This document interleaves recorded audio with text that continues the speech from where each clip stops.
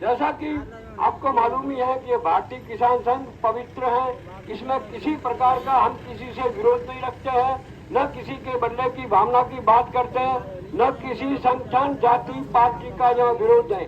यह अपने आप में पवित्र संगठन है। इससे यही क्या उद्देश्य एक ही है, सर्वे भवन्तु सुखिन सर्वे सन्तु निरामया। हमारा किसी से कोई राग द्वेष नहीं है, हम पवित्र उद्देश्य के लिए हैं। किसान अपने आप में पवित्र होता है। किसान ऐसा कोई कार्य नहीं कर सकता जिससे वो किसी के विरुद्ध हो या किसी की विद्वेष भावना से काम हो। ये तो अपने आप भगवान के भरोसे है, और जो भगवान को निमित्त कार्य किया जाता है वो पुनीत कार्य ही होता है।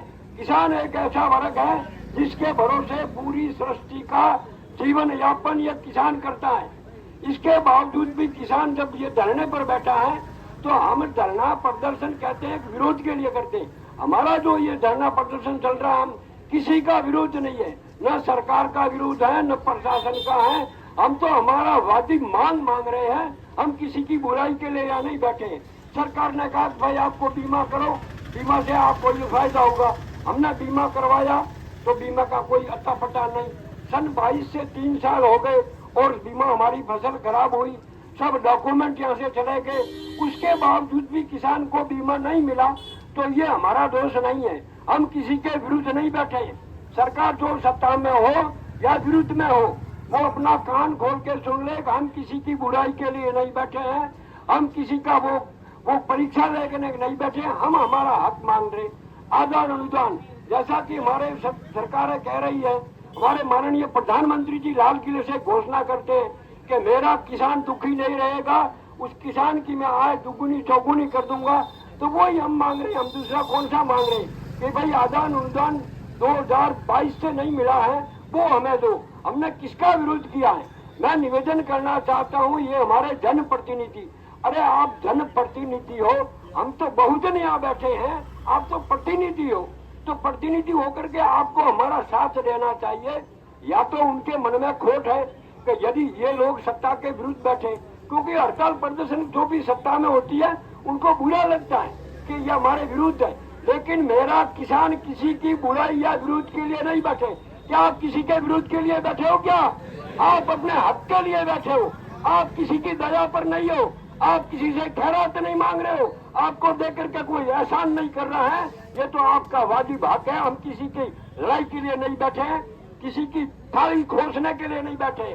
किसान तो थाली फरोश करके देता है, खोसने का संस्कार हमारा नहीं है, वो आप लोगों का होता जो हमने आपको बड़ी बड़ी कुर्सियों पर बैठा दिया है। मैं निवेदन करना चाहता हूँ, जो ऐसे जो प्रतिनिधि चुन करके आप लोगों ने भेजे हैं, आज दिन तक 14 दिन हो गए हैं, कम से कम आकर के हमारी सूझ तो लेनी थी। भैया कोई पंचायत प्रतिनिधि है, कोई सरपंच है, कोई डेलीगेट है, कोई कई पदों पर, उन पदों पे भेजने वाला ये मेरा किसान बैठा है। धूप के अंदर इलेक्शन में खड़ा होता है 2-2, 3-3 घंटे की लाइन में, और आकर के उनसे परेशानी उनको चुन करके भेज दिया। अरे हमारी सूझ तो लो कम से कम के भैया आदमी बैठे हैं, मेरे भाई है, क्यों बैठे? लेकिन ये किसान किसी के भरोसे नहीं है।